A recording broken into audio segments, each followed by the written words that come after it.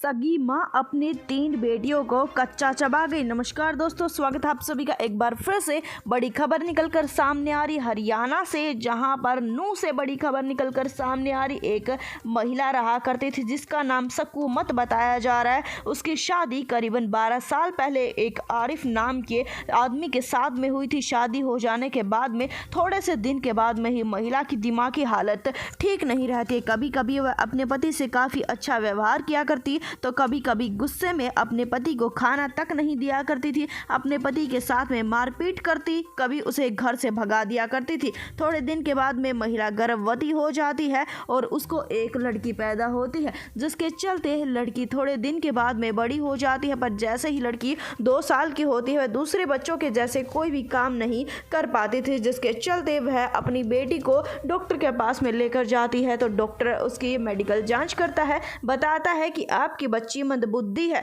आपकी बच्ची दूसरे बच्चों के जैसे जीवन नहीं जी सकती, उसे जीवन जीने में थोड़ी सी तकलीफ होगी। ये सुनकर माँ को काफ़ी बड़ा धक्का लगता है। थोड़े दिन तो वह बेचैन रहती है, परेशान रहती है। बाद में अपने पति से लड़ना झगड़ना शुरू कर देती है। उसका पति ट्रक का काम किया करता था, ट्रक ड्राइवर था। जब वह अपनी पत्नी को समझाने की कोशिश करता है, तो महिला सभी की सभी बातों के लिए अपने पति को जिम्मेदार मानना शुरू कर देती है। बार बार उसे तरह तरह के ताने देती, जिसके चलते पति को घर पर ही उसे छोड़कर जाना पड़ता था। आज शाम की बात है, जिस समय पर अपने पति के साथ में लड़ाई झगड़े करती है, बाद में थोड़े दिन के लिए शांत हो जाती है। काफ़ी समय भी चला जाता है और महिला फिर से गर्भवती हो जाती है।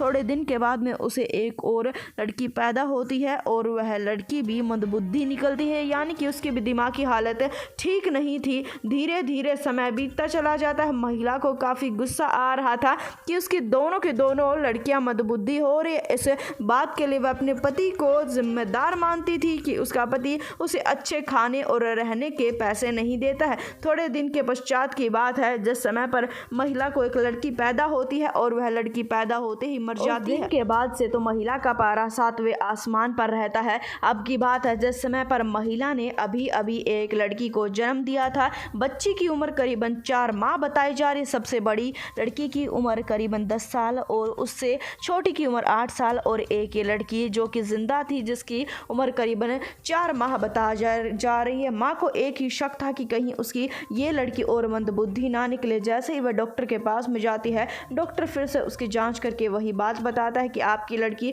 मंदबुद्धि है। घर पर आने के बाद में महिला को गंभीर चिंता बन जाती है कि उसकी सभी की सभी बच्चियां मंदबुद्धि है। ना सिर्फ इतना, अब वह अपने पति को नहीं, अपने आप को इसके लिए जिम्मेदार मानती थी। वह सोचना शुरू कर देती है कि उसके दिमाग में फ़र्क है, जिसके चलते उनकी लड़कियां मंदबुद्धि पैदा हो रही हैं। वह पड़ोस की महिलाओं को ये बात बताती है, कहती है कि मैं दिमागी रूप से ठीक नहीं हूँ, शायद इसी वजह से मेरी लड़कियां इस प्रकार की पैदा हो रही हैं। जिसके चलते पड़ोस की महिलाएं उसे समझाने का काफ़ी प्रयास करते हैं, पर वह समझने के लिए तैयार नहीं थी। करीबन 10 से 15 दिन से वह काफ़ी ज़्यादा परेशान चल रही थी। अब की बात है, जिस समय पर उसका पति आरिफ कहीं ट्रक की बुकिंग के लिए गया हुआ था और करीबन 1 दिन उसे हो चुका था गए हुए, उसी समय पर महिला पीछे से एक प्लानिंग बना लेती, अपनी 4 माह की बच्ची को अपनी पीठ पर बांधती है और जिसमें से सबसे पहले 10 साल की लड़की को डुबो कर मार देती है। उसके बाद में 8 साल की बेटी को डुबो कर मार देती है। बाद में 4 साल की बेटी को पीठ पर उसने बांध लिया था,